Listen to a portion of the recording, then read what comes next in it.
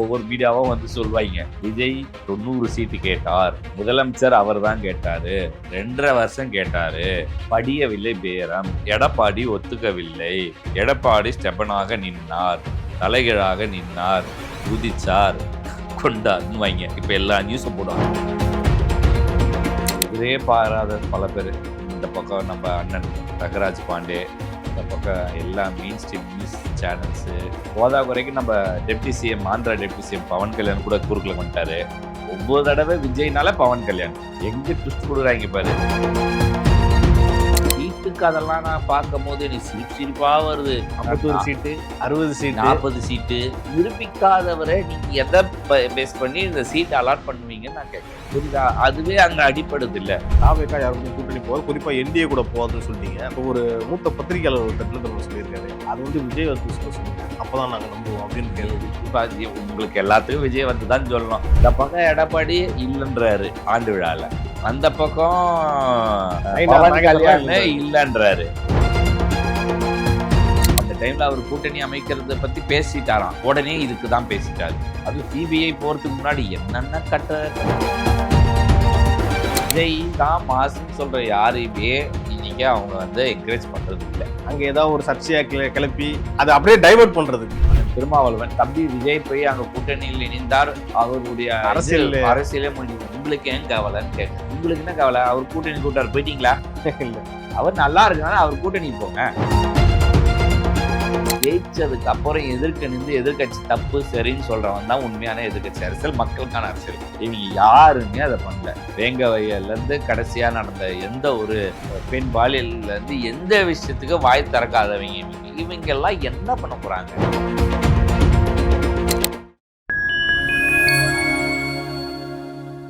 நேயர்களுக்கு வணக்கம். இன்றைய சிகே டாக் நிகழ்ச்சியில் பல்வேறு அரசியல் மற்றும் சமூக நிகழ்வு குறித்து சமூக ஆர்வலர் திரு சிகே அவர்களோடு பேசவிருக்கிறோம். வாருங்கள் நிகழ்ச்சிக்குள் செல்லலாம். வணக்கம் சார். வணக்கம் தேவா.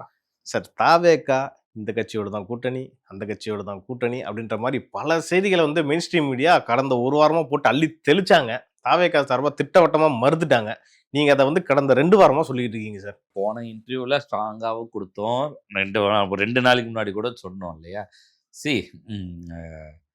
நம்ம அரசியல் பார்க்கறதுல நம்ம சொல்கிறோம், ஆனால் என்ன நிகழ்வுகளை வச்சு நம்ம சொல்கிறோம். பட் நம்மளையே ஒருவேளை இருக்குமோ, ஒருவேளை நடக்குமோ அப்படின்னு சிந்திக்க வச்சாங்க சில பேர். நம்ம எதிரே பாராத பல பேர், இந்த பக்கம் நம்ம அண்ணன் ரங்கராஜ் பாண்டே, அந்த பக்கம் எல்லா மெயின் ஸ்ட்ரீம் நியூஸ் சேனல்ஸு, போதா குறைக்கு நம்ம deputy CM, Andhra deputy CM Pawan Kalyan கூட குறுக்கில் வந்துட்டாரு. 9 தடவை விஜய்னால பவன் கல்யாண் எங்க ட்விஸ்ட் கொடுக்குறாங்க பாரு. இவர் டப்பிங் படத்தை அவர் நடிச்சாலாம், அதனால இவங்க 2 பேர் க்ளோஸா, அதனால இவங்க பேசுவாங்களாம். அவர் சொல்றாரு, நாங்க பேசி 20 வருஷத்துக்கிட்ட ஆகுது அப்படிங்கிறாரு சார். வெறும் படத்தை பத்தி தாண்டா கடைசியா பேசியிருக்கோம், அது கூட இது கிடையாது. அது இன்டர்வியூ கொடுத்ததுனால இப்ப நம்ம வந்து அப்படிலாம் இல்லைன்னு முன்னாடி சொன்னதை இன்னைக்கு நம்புவாங்க. அப்படி இல்லைன்னா அது இன்னும் மாய. இது பரவாயில்ல, இதுக்கப்புறம் நடக்க போற கூத்த சொல்லிட்டா ஒவ்வொரு மீடியாவும் வந்து சொல்வாங்க, பேரம் படியவில்லை, விஜய் 90 சீட்டு கேட்டார், முதலமைச்சர் அவர் தான் கேட்டாரு, 2.5 வருஷம் கேட்டாரு, படியவில்லை பேரம், எடப்பாடி ஒத்துக்கவில்லை, எடப்பாடி ஸ்டெபனாக நின்னார், தலைகீழாக நின்னார், குதிச்சார், கொண்டார்னு வைங்க. இப்ப எல்லா நியூஸும் போடுவாங்க. இன்னில ஆரம்பிப்பாங்க பாரு, நைட்ல இருந்து அப்படி ஒன்னொன்னா எல்லா யூடியூப்ல இருந்து. எனக்கு இதுல என்னன்னா, நான்லாம் ஷாக் ஆயிட்டேன். அண்ணன் மணிலாம் பேசியிருக்காரு. ஆனா என்ன எனக்கு புரியல, என்ன இவங்களுக்கு எல்லாம் ஏதாவது எனக்கு என்ன ஆத்தென்டிக்கா ஒரு விஷயம் வந்ததுன்னா கூட அதை அவங்க அடிச்சு பேசலாம். அவங்க விருப்பத்தை தெரிவிக்கிறாங்களா இது மூலியமா? விருப்பமா இல்ல எழுதுகோள்ன்ற நிறுவனத்துடைய அழுத்தமா எனக்கு தெரியல. இது எப்படி கரெக்டா சொல்றீங்க? நல்லா இருக்கு. அது அவங்கள நான் குறை சொல்ல மாட்டேன் தேவா. அவங்களுடைய வெற்றிக்கு அவங்க உழைக்கிறாங்க, அவங்க செயல்படுத்துறாங்க, இதெல்லாம் சரி. நான் அண்ணன் ரங்கராஜ் பாண்டே எழுதுகோளுக்கெல்லாம் தொண போறாருன்னு எனக்கு தெரியல. அவரு கூட பேசினாருப்பா முந்தானேத்து நைட்டு வரைக்கும். ஓகேவா, அது கூட பரவாயில்ல. நம்ம ஆளுங்க போன தடவை மாதிரி இந்த வரையும் காமெடி பண்ணாங்க பாத்தியா? சிபிஐ என்கொயரி முடிச்சுட்டு வெளியே வரும்போது இந்த கேள்வி கேட்டார்கள், இந்த பதில் சொன்னாரு, எப்பயோ முடிந்து விட்டது. உள்ள போய் பார்த்த மாதிரி சிபிஐ காரனுக்கு உள்ள பேசுறவனை தவிர வெளியில இருக்கிறவனுக்கே பதில் கேள்விக்கு தெரியாது. நீங்க என்னன்னா இவங்க தான் கொஸ்டின் பேப்பரை போய் கொடுத்துட்டு வந்த மாதிரியும் ஐயோப்பா இந்த மீடியா பார்த்தா நமக்கு இன்னும் பிபிலாம் ஏறிடும் போல இருக்கு. சார் அநியாயத்திற்கு மெயின் ஸ்ட்ரீம் மீடியா. நீங்க வந்து தேமுதிகல சிறிது காலம் பயணிச்சிருக்கீங்க. அப்போ வந்து திரு விஜயகாந்த் அவர்கள் மேல எவ்வளவு வந்து ஒரு அவதூறு ஏவப்பட்டுச்சோ, அதை விட 3 மடங்கு அதிகமா ஏவப்படுறதா பல பேர் பேசிக்கிறாங்க. நான் ஏற்கனவே நம்ம இன்டர்வியூல பதிவு பண்ணி இதை விட பல மடங்கு வரும். இதை விட இப்ப நம்ம இவங்க திரிஷா அவர்கள் மேட்டரை கூட நம்ம பேசும்போதே சொல்லிடுவோம். இந்த மாதிரி இன்னும் பல அவதூறுகள் பரப்பப்படும். எப்பயோ நடந்த விஷயம் இன்னைக்கு வரும். இன்னைக்கு இன்னொன்னு இப்போ அவர் தொடர் பிரச்சாரத்துக்கு வர போறாருன்னா பிரச்சாரத்தப்ப ஏதோ ஒரு விஷயம் ஸ்லிப் ஆகலாம். அதை வச்சு நம்ம ஆளுங்க பெருசாக்குவாங்க. இதெல்லாம் இன்னும் நடக்கும். இறங்கும் போது கார்ல வேற ஏதோ ஒண்ணு இருக்கும். இல்ல இவங்க BMW காரை வச்சு ஒரு விஷயத்த போயிட்டு அது பரவாயில்ல. அது ஒரே மாதிரி கார் 1000 இருக்கு குழப்பத்துல பண்றாங்க கூட விட்டுறலாம். இவருக்கு முன்னாடி போற காரு ஒருத்தனை இடிச்சிட்டா பாருங்கள் விஜய் அக்கறை இவ்வளவுதான்ருவாங்க. சிக்னலை தாண்டி போயிட்டா சிக்னல் கூட நிக்காம சென்று விட்டதுன்னு வைங்க. எல்லா காமெடி பார்க்க போறோம். இனிமேல் இன்னும் எத்தனை கேஸ் இவர் மேல பிரச்சாரத்துக்கு சொன்ன கூட்டத்தை விட அதிகமா கூட்டினாங்கன்னு எத்தனை கேஸ் வாங்க போறாங்க பாரு. நீங்க சொல்லிட்டு இருக்கீங்க, தொடர்ந்து வலியுறுத்திட்டு வரீங்க தாவேக்கா யார் கூடயும் கூட்டணி போகாது, குறிப்பா என்டிஏ கூட போகாதுன்னு சொல்லிட்டீங்க. இப்போ ஒரு மூத்த பத்திரிகையாளர் ஒருத்தர் என்ன தெரியுமா சொல்லியிருக்காரு, அது வந்து விஜய் வந்து சொல்லுங்க அப்பதான் நாங்க நம்புவோம் அப்படின்னு. எதுக்கு உங்களுக்கு எல்லாத்துக்கும் விஜய் வந்து தான் சொல்லணும். சரி நீங்கெல்லாம் நம்பணும்னு எதுக்கு அவர் சொல்லணும்? நீங்க முதல்ல யார் சொல்லி நம்பி இந்த பேச்சுவார்த்தை இருக்குன்னு நீங்க சொன்னீங்க. சரி அவர் வந்து சொல்லுவோம்பா. அது இல்லைன்னு நீங்க சொல்றது, இப்ப நீங்க சொல்றதுதான் உண்மைன்றதை யார் சொன்னா உங்களுக்கு? பேசின யாராவது ஒருத்தர் வந்து சொன்னாங்களா? இந்த பக்கம் எடப்பாடி இல்லைன்றாரு ஆண்டு விழால, அந்த பக்கம் இல்லைன்றாரு. இந்த ஆனா என்ன டிவிக்கேக்காரங்க அட்லீஸ்ட் இன்னைக்காவது வந்து அறிவிச்சாங்க அறிக்கைன்னு முன்னாடியே சொல்லியிருக்கலாம். பட் இன்னைக்கு வந்து அறிவிச்சாங்க. ஏன்னா அந்த சிபிஐ ப்ரெஷருக்காக கூட அவங்க வெயிட் பண்ணியிருந்திருக்கலாம். மேபி போயிட்டு வந்து கூட அறிவிக்கலாம்னு பார்த்துருக்கலாம். இவங்க என்ன நினைக்கிறாங்கன்னா, இவங்க தூங்கி எழுந்து காஃபி குடிக்கும் போது அவர் பேசுனா பேசணும். ஓகேவா? டிஃபன் சாப்பிடும் போது இவங்க பேசுனா அவர் பேசணும். இல்லை நீங்கள் பேசாத போய் தூங்குனா போய் தூங்கிடணும். என்ன பத்திரிகைகள், என்ன பேச்சாளர், எனக்கு ஒன்றும் புரியல. ஆனால் அந்த மெயின் ஸ்ட்ரீம் மீடியா சோசியல் மீடியாவுக்கு கண்டென்ட்டுக்காக பேசுறாங்கப்பா நிறைய கூட விட்டுடலாம். மெயின் ஸ்ட்ரீம் மீடியா எத்திக்ஸே இல்லாம பண்றாங்க, அநியாயத்துக்கு பண்றாங்க தேவா. இது மாதிரி நான் கேப்டன் பீரியட்ல கூட பார்க்கல. ஓகே, ஏன்னா அப்பெல்லாம் நியூஸ் சேனல்ஸ் இவ்வளவு சேனல்ஸ் இல்ல இன்னும் அதுக்கான வேல்யூ நிறைய பேருக்கு தெரியாம இருந்துச்சு. அப்போ அது நடந்ததுக்கு அப்புறம் தான் கேப்டன் 2009 நம்ம நியூஸ் சேனல் ரொம்ப முக்கியம் நினைச்சு கேப்டன் டிவின்ற ஒரு ப்ராசஸ் ஆரம்பிச்சாரு. ஓகேவா? அப்போதான் அது புரிஞ்சது TV main stream media news channel எவ்வளோ முக்கியம்னு. ஸோ அந்த இடத்த வந்து இப்போ அடுத்து விஜய் அவரும் நியூஸ் சேனல் ஒன்று தொடங்குறதுக்கான வாய்ப்புகள் வந்துடும். வேற வழியே இல்லை. ஆக்சுவலா அவங்க டிஃபெண்ட் பண்றதுக்கு ஒரு மீடியா தேவை சார், தேவைப்படுது. இப்போ ஜே நியூஸ்னா திமுகவுடைய குறைகளை சொல்றதுக்குன்னு ஏற்ற மாதிரி இவங்க ஸ்கிரிப்ட் பண்ணுவாங்க. கண்டென்ட் இவங்களுடைய வேலையை அதுதான். நியூஸ்னா அதிமுகவுடைய குறைகளையோ இப்ப விஜய் இது மாதிரியானதெல்லாம் பண்ணுவாங்க. இவங்க அதுக்கேற்ற மாதிரி தான் எழுதுவாங்க. எடிட்டோரியல் வேலையா அதுதான். அந்த மாதிரி இவங்களுக்கான ஸ்கிரிப்ட் தேவைப்படுது. நீங்க அதை கொண்டு போய் இப்ப சேர்க்கறதுக்கு மக்கள் ரெடியா இருக்காங்க, தொண்டர்கள் ரெடியா இருக்காங்க. ஆனா அது வர்றதுக்கு ரொம்ப முக்கியமானது. இப்போ அறிக்கை ஓகே, எப்ப வர அறிக்கையெல்லாம் ரிலீஸ் பண்றாங்க, இதெல்லாம் தடைப்படும். இந்த தேர்தலில் ஜெயிச்சிட்டா ஓகே, தவறி போய் எதிர்கட்சி ஆயிட்டு இல்லை அதுவும் அடுத்த ஸ்டேஜுக்கு இருக்காங்கன்னா சுத்தமா ஒதுக்கப்படுவாங்க.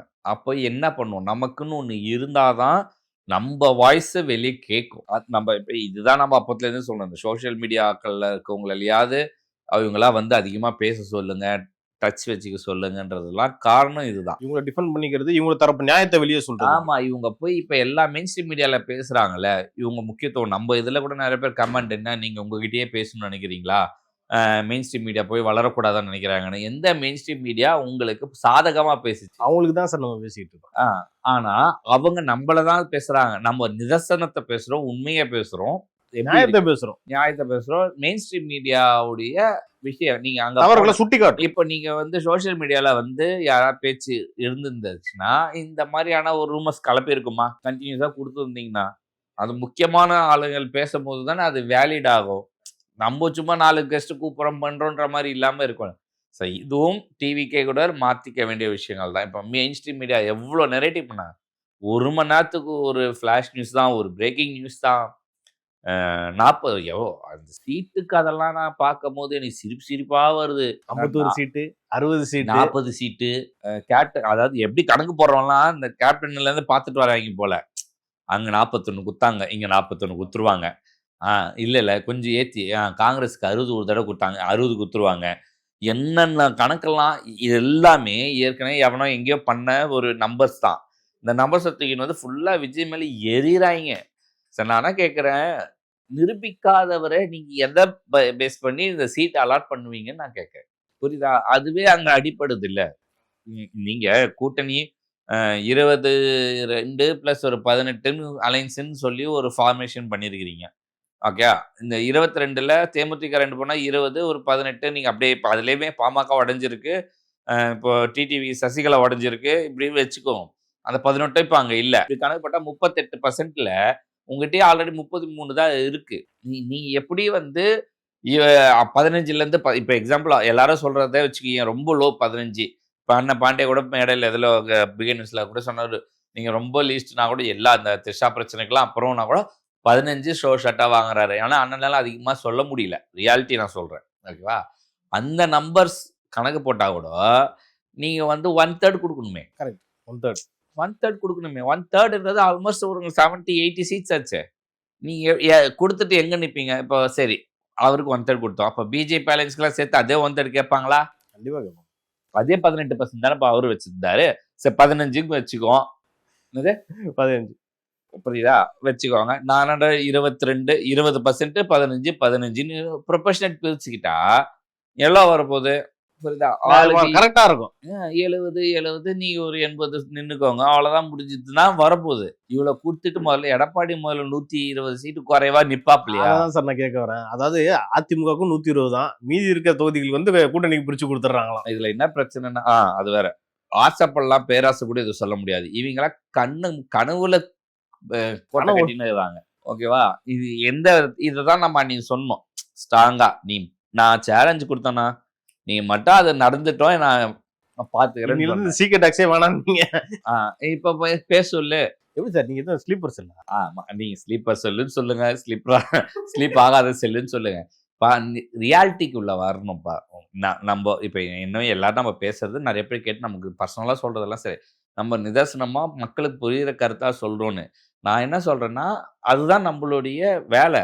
அதை நான் சரியா பண்ணணும்னு நினைக்கிறேன். சும்மா நியாயத்தை நம்ம யதார்த்தமா யோசிச்சு பேசினாலே கரெக்டா வந்துரும் சார். எல்லாருக்குமே தெரியும்ன்ற. இப்போ அந்த டைம்ல அவர் கூட்டணி அமைக்கிறத பத்தி பேசிட்டாராம். உடனே இதுக்கு தான் பேசிட்டாரு. அதுவும் சிபிஐ போறதுக்கு முன்னாடி என்னென்ன சிபிஐ அலுவலகத்துல போய் என்ன கூட்டணி வார்த்தையா பேசிட்டு இருந்திருப்பாங்க. என்ன சார் கம்பி கட்டுற கதெல்லாம் சொல்றாங்க சார்ன்ற மாதிரி. இந்த பக்கம் இவங்க மாட்டு செயலரை கூட்டு கேட்டா அதுக்கு சிபிஐக்கு போடுறாங்க. என்டிஏ கூப்பிடுறாரு, அமித்ஷாக்கு பேசுறாரு. இங்க ஆல்ரெடி சொல்லிட்டாரு. சாரி, எடப்பாடி தலைமையில் அவர் தான் பேசணும்னு. இவங்களுக்கு இதுதான் வேலையா? என்டிஏ மட்டும்தான், அதுவும் பிஜேபி மட்டும்தான் அலைன்ஸ் ஜெயிக்கணும்னு விருப்பப்படுமா? அதாவது பாத்தீங்களா சார், தாவேக்கானால காங்கிரஸ் ஒரு பக்கம் 3 சீட்டு மட்டும் அட்வான்டேஜ் ஆயிடுச்சு. இப்ப பாஜகவும் ஏதாவது ஒரு ஆதாயம் தேடிட்டு இருக்கேன் சார் விஜய் யூஸ் பண்ணி. பாஜக ஆதாயம் தேடுறதுல அவங்க பண்ணணும்னா எப்படி வேணா பண்ணிப்பாங்கப்பா. ஸ்ட்ராங்கா இருப்பாங்க. அது ஒன்றும் பிரச்சனை இல்லை. சரி, வாங்கணும்னு முடிவு பண்ணிட்டா வாங்கிடுவாங்க. இல்லை விட்டு கொடுக்கணும்னு முடிவு பண்ணிட்டாங்கன்னா விட்டு கொடுப்பாங்க. இதுதான் நடக்க போகுது. ஒன்று 30 சீட்டு, இல்லை 50 சீட்டு. இந்த ரெண்டுக்குள்ளதான் ஏதோ நிக்க போகுது. ஓகேவா? 50னா ஸ்ட்ராங்கா பார்கெயின் பண்றாங்கன்னு அர்த்தம். எனக்கு என்னன்னா, திரு அண்ணாமலை அண்ணன் வந்து திருப்பி லைவ்ல வர்றதுனால சீட்ஸ் பார்கெயின் வந்து அதிகமா இருக்கும்ன்றது என்னுடைய கணக்கு. இது எனக்கு புரிதல். ஒரு 35 வாங்கினா எப்படி சார் கரெக்டா இருக்குமா? அதெல்லாம் ரொம்ப கம்மி தான்ப்பா. 40. நான் என் கணக்கு சொல்றேன்ப்பா. 2011ல கேப்டனுடைய பர்சன்டேஜ் வந்து 12லேருந்து 14. செல்வி ஜெயலலிதா அவர்கள் கொடுத்த சீட்டு வந்து 41. சரியா?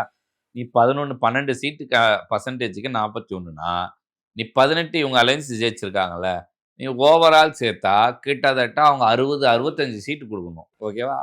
இதாவது நான் இந்த டிவிக்கு டிடிவி அன்புமணி இது. ஆனா அன்புமணிக்கான சீட் அலாட்மெண்ட் வந்து டைரக்டா ஏடிஎம்கே போயிடுச்சு. ஏன்னா அன்புமணி எடப்பாடியை தான் சந்திச்சார் முதல்ல. பிஜேபி தலைவர்களை சந்திக்கல. நேரா மோடி மேடையில ஏறல.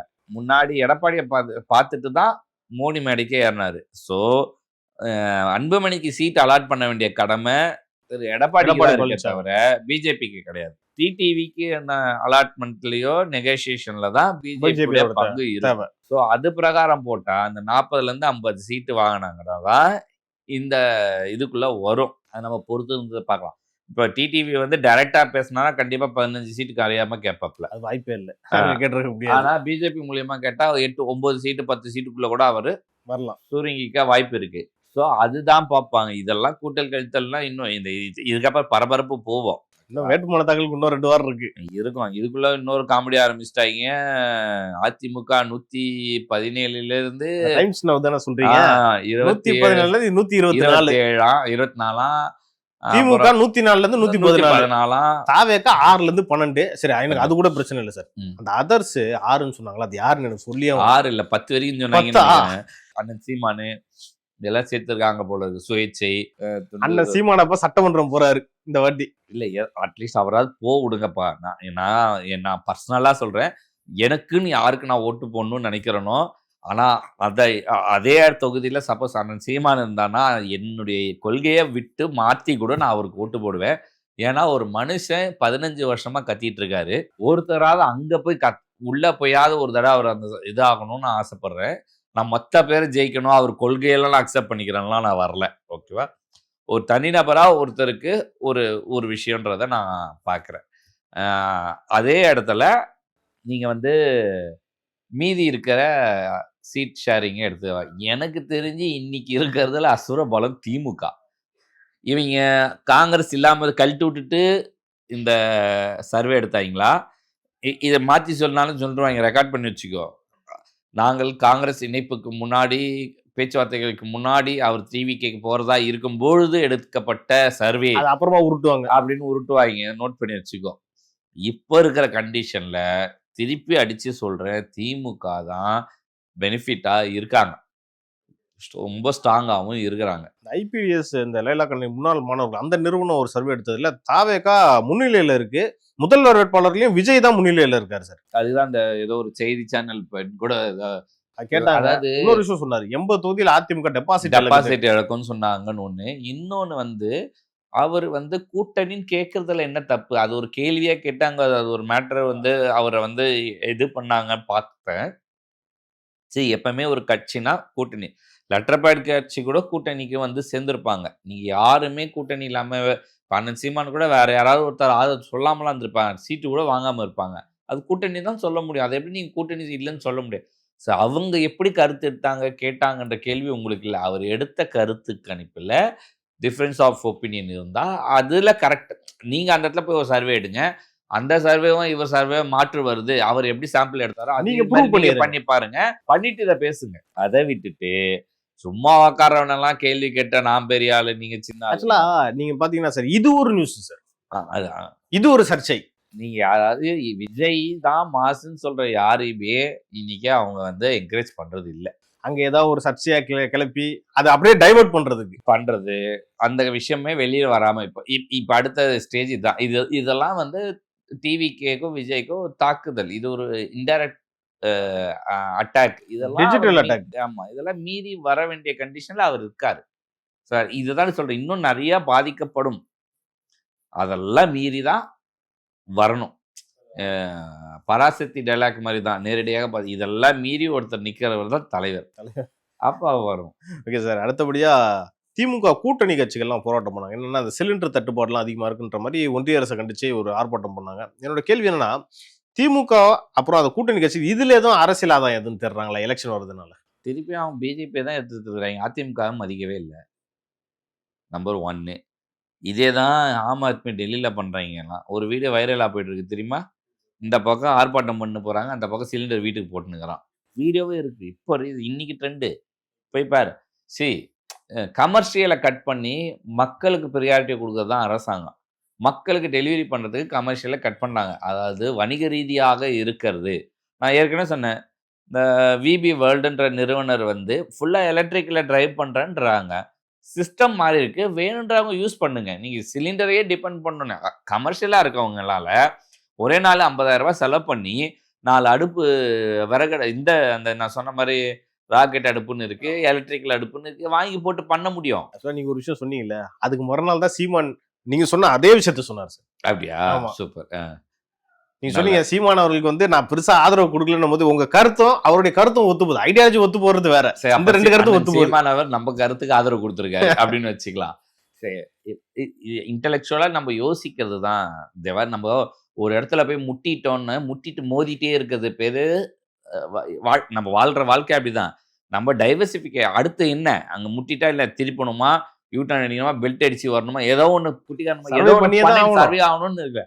ஹோட்டல்காரங்க இத முதல்ல எல்லா மீடியாக்காரன் போய் பேட்டி எடுத்தது தவறு. ஒரு இன்சிடென்ட். நீங்க பண்றீங்க. அது இண்டிவிஜுவல். நான் ஹோட்டல் இருக்கு. சில இடத்துலலாம் பாதிப்பு இருக்கும். அதெல்லாம் நான் ஒத்துக்கிறேன். நான் இல்லன்னு சொல்லல. பட் அது வணிக ரீதியான பாதிப்பு. ஒவ்வொருத்தரும் ஒவ்வொரு நேரத்துல இந்த பாதிப்பு. இப்ப கொரோனா நேரத்துல எல்லாத்தையும் இழுத்து மூடுனாங்க. அதுவும் பாதிப்பு தானே!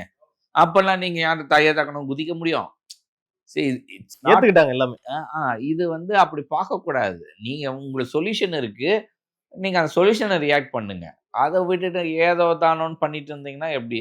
ஸோ அதுதான். அடுத்தடுத்து என்னென்ன நடக்கும்ன்றது நமக்கு தெரியாது. ஆனா அதுக்கு வந்து நம்ம எல்லாமே அடாப்ட் பண்ணிக்க கத்துக்கணும்ன்றீங்க. ஆமா.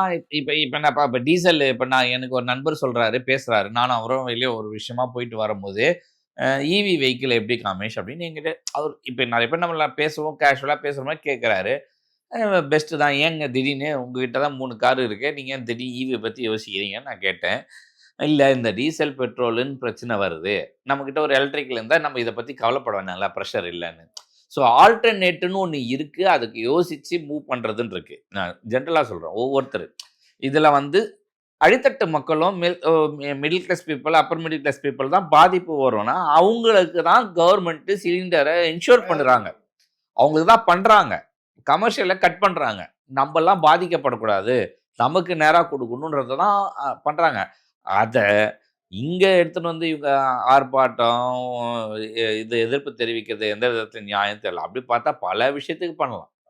இப்ப இந்த ஆளுங்கட்சிக்கு இந்த துப்புரவு பணியாளர்கள் பிரச்சனை இருந்தது. எவ்வளோ ஆர்ப்பாட்டம் இவங்களும் இறங்கி பண்ணலாம். சரி, அதில பண்ண முடியாதுன்னு இல்ல. இவங்க இது தேவையில்லாதத விட்டுட்டு, இவங்க பிஜேபிக்கு எதிர்ப்பு. அந்த நான் தான் உண்மையான பிஜேபி எதிர்ப்பு.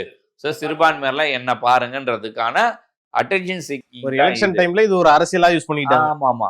இதுல வேற நான் சொல்ல மறந்துட்டேன். அண்ணன் திருமாவளவன், தம்பி விஜய் போய் அங்க கூட்டணியில் இணைந்தார். அவருடைய அரசியல் அரசியலே முடிஞ்சு போகும். உங்களுக்கு ஏன் கவலைன்னு கேட்கிறேன். இவரே ஒரு காலத்துல பிஜேபி இல்ல கூட்டணி வச்சு அதெல்லாம் வேணாம். அப்படியே வேணாம். உங்களுக்கு என்ன கவலை? அவர் கூட்டணி கூட்டாரு போயிட்டீங்களா? இல்ல. அவர் நல்லா இருக்குனால அவர் கூட்டணிக்கு போங்க. ஏன் இவருக்கு அப்புறம் என்ன அக்கறை? இங்க இருந்துட்டு அவர் நல்லா இருக்குன்னு நினைக்குது. ஏன்னா அடுத்தடுத்து துண்டு போறதுக்கு வேணும். ரெடி பண்ணிட்டு இருக்காரு. இப்ப பிரச்சனை தான். அப்படி ஒரு ஆளு இல்லன்னா இங்க பேரம் பேச முடியாது. இன்னும் சீட்டு முடியல. இல்ல பேரம் பேச முடியாதுல்ல. ஆமா. அந்த அறிக்கை நீங்க நல்லதுக்கு நினைக்கிறியா? இல்ல. பாருங்கள், நான் விஜய்க்கு அறிக்கை விட்டேன். இது எனக்கு 2 சீட்டு கொடுங்க. அதான் இருங்க விஜய் இருங்க. நான் ஒன்னும் பேச்சு முடிக்கல. இருங்கன்றது கூட கிடையாது. ஐயோ, இவங்க எல்லாம் காங்கிரஸ் மாதிரி தான். நான் கிளியரா சொல்றேனே. இப்படி சொன்னா அறிக்கை விட்டா அவங்க ஒரு சீட் 2 சீட் கொடுப்பாங்க. ஓகே. பேச்சுக்கு கூட டிவிகே கூட எல்லாம் போய் பேச மாட்டாங்க. ஓகே. ஐயா இது பாருங்க புலி வருது, இது பாருங்க புலி வருது, இது பாருங்க புலி வருது. இவ்வளவுதான் இவங்க கதை. இவங்க எல்லாம் அரிசி அப்படி பண்ணனா, நான் எப்பவுமே சொல்றேன், ஜெயிச்சதுக்கு அப்புறம் எதிர்க்க நின்று எதிர்க்கட்சி தப்பு சரின்னு சொல்றவன் தான் உண்மையான எதிர்க்கட்சி அரசியல், மக்களுக்கான அரசியல். இவங்க யாருமே அதை பண்ணல. வேங்க வயல்ல இருந்து கடைசியா நடந்த எந்த ஒரு இந்த பெண் பாலியல்ல இருந்து எந்த விஷயத்துக்கு வாய் திறக்காதவங்க இவங்க எல்லாம் என்ன பண்ண போறாங்க? இவங்க கட்சியில இந்த எலெக்ஷன் கமிஷன் நிறைய கட்சி கழிச்சு விட்டுச்சு. ரத்து அதில் நான் இன்னும் ஒரு 100 கட்சி கழிச்சு விட்டா நாடு உருப்படும். என்ன பயம்? திருமாவளவனுக்கே இருக்கிற பயம் என்னன்னா, அங்க இருக்க ஓட்டே இப்ப தாவேகா பக்கம் போயிருமோன்ற பயம் அவருக்கு இருக்கான்னு தெரியல. அவர் தான் எலெக்ஷன்லயே நின்று ப்ரூவ் பண்ணாதவராச்சு. அவர் அதையே பெருமையா நினைச்சிருக்காரு தெரியும்ல. நான் ஒரு தேர்தலும் நிற்காமல், என்னுடைய சதவீதமே இல்லாமல் ஒவ்வொரு தேர்தலும் சந்தித்து என் பேர பலத்தை நான் கூட்டி உள்ளேன்னு அவரே பெருமையா பேசினவர் தானே. அவருக்கு என்ன பலம் முதல்ல என்னைக்கு நிரூபிச்சிருக்கிறாரு? கூட்டணியில மட்டும் சவாரி பண்ணினே இருக்காரு. ஆனா அவருக்கு ஒரு மரியாதை கொடுத்தாங்க உண்மையா ஒருத்தர்னா ஜெயலலிதாவை தான். அதாவது அவரே ஒதுங்கி நிற்கும் போது கூட கையை பிடிச்சி பக்கத்துல நிற்க வச்சு கையை தூக்குனாங்க. அவருக்கே அது எதிர்பார்க்காத ஒரு இது. அவரே பெருமையா சொல்லியிருக்காரு நிறைய இடத்துல. அவரே அதே அடுத்த தேர்தல்ல வெளியே போனாரு. தம்பி திருமாவளவன் எங்க இருந்தாலும் நல்லா இருக்கட்டும்னு அந்த அம்மா ஒரே ஒருத்தர் சொன்னாங்க. அதே மாதிரி ராமதாஸ் இவருக்கு அவருடைய முன்னாடி வரும்போதே இவர் எல்லா இடத்துலயும் கூட்டு போய் அவரை வளர்த்ததுல பெரும் பங்கு இருக்கு. ஆனா அவரையுமே ஜாதி வெறியன்னு முத்திரை குத்திட்டு இவர் தான் ஜாதி பிடிச்சுன்னு சுத்துறாரு. சரி, இவங்க அரசியல் இப்படிதான் இருக்கு. சரி, இது காலம் மாறுது. இதெல்லாம் கழிய வேண்டிய காலங்களா தான் நான் பார்க்குறேன். புது அரசியல் உருவாகட்டும், நிறைய விஷயங்கள் நல்லா வரட்டும். சார் எலெக்ஷன் டேட் அனௌன்ஸ் பண்ணிட்டாங்க. 23ஆம் தேதி ஏப்ரல் நடக்க போகுது. ஆனா எனக்கு தெரிஞ்சு அது கூட நம்ம சொன்ன மாதிரி தான் டேட் தெரியுதுல்ல. கரெக்டா வந்திருக்கு சார். 22, 25க்குள்ள சொன்னீங்க. சொன்னேன். அதுவும் கரெக்டா தான் வந்திருக்கு. இப்ப என் கேள்வி என்னன்னா, நாளுக்கு நாள் தாவேகாக்கு செல்வா கூட்டிகிட்டு போற மாதிரி தான் சார் எனக்கு ஃபீல் ஆகுது. சரி, கூடும் தேவா. இப்போ நான் சொல்றேன். இவ்வளோ இன்சிடென்ட்லயுமே நான் பார்க்குற விஷயங்கள், நான் அதாவது கூடுன்றத நான் விஷயத்துலேருந்து இருக்கிறது அப்படி இருக்குன்றத நான் நிக்கிறேன். ஏன்னா இந்த சர்ச்சை, இந்த விவாகரத்து சர்ச்சை, நடிகை சர்ச்சைன்னு ஏகப்பட்டது இருந்துச்சு. இருக்கிறதுன்றது எந்த நம்பர் உனக்கும் தெரியாது, எனக்கும் தெரியாது, யாருக்குமே தெரியாது. அது 15, 20, 25, 30, 35ன்றது. இது வரையும் என்ன வந்ததோ வந்ததாக தான் இருக்கு தவிர போகல. நான் ஷோ ஷார்ட்டா சொல்றேன். இதுக்கு மேல ஏறுதா, இன்னும் பெருசா போகுதான்றது இந்த அடுத்த இந்த ஹை பிரஷர்ல என்ன 30 நாள்ல தெரிஞ்சிடும். எத்தனை வேட்பாளரை விலை கொடுத்து வாங்க போறாங்கன்னு தெரியல. இவங்க விலை போகாத வேட்பாளரை நிக்க வைக்க வேண்டிய கண்டிஷன்ல இருக்காங்க. 230 இது வேற ஒரு பிரச்சனை. நிக்கிறதுக்கு ஆள் இல்லை விஜயிடம், அது வேற கலைப்பு விடுறாங்க. நான் கேப்டன் 8% இருக்கும் போதுல எத்தனை பேர் கியூ கட்டி நிக்கிறாங்க நான் பார்த்துருக்கிறேன். விருப்ப மனுவே எவ்வளவு பேர் வாங்கிட்டு போனாங்க சார். மனு வாங்கினதை விட்டுருப்பா. நீ ஜென்ரலா வந்து அவங்க வாங்கினோம் எல்லாருமேலாம் நீ அதுல இருந்து வந்து நிப்பாங்கலாம் கிடையாது. சரி, ஒரு நல்ல தலைவரா இருந்தாங்கன்னா முக்கியமான வெற்றி வாய்ப்பு இருக்கிற இடத்துல தன்னுடைய விசுவாசிகள் உண்மையான வேலை இருப்பாங்க. ஓகேவா? அப்ப விஜய் அவருக்கு எல்லாத்துலயும் ஜெயிப்போன்னு ஒரு நம்பிக்கை இருந்தா அது வேற. சில இடத்துலயா ஜெயிச்சிரும்ன்ற இடத்துக்கு ஸ்ட்ராங்கான இடத்துல கொடுப்பாங்க. சில பேர்லாம் வந்து ஃபேமுக்காக வருவாங்க, பணம் கொடுக்க ரெடியா இருப்பாங்க. அவங்களெல்லாம் வேட்பாளர் நிறைய பேர் இருக்காங்க. எக்ஸு, ஒய், இசட்டுன்னு நிறைய பேர் இருக்காங்க. நான் அதோ அடுத்து சொன்ன மாதிரி திருமதி சசிகலா அவர்கள் மேட்டருக்கு வேட்பாளர் அண்ணன் ராமதாஸ் போவாங்க. எனக்கு தெரிஞ்சு செங்கோட்டையன் கூட போய் இன்னைக்கு செங்கோட்டையன் சந்திச்சிருக்காதுன்னு தகவல் வந்திருக்கு.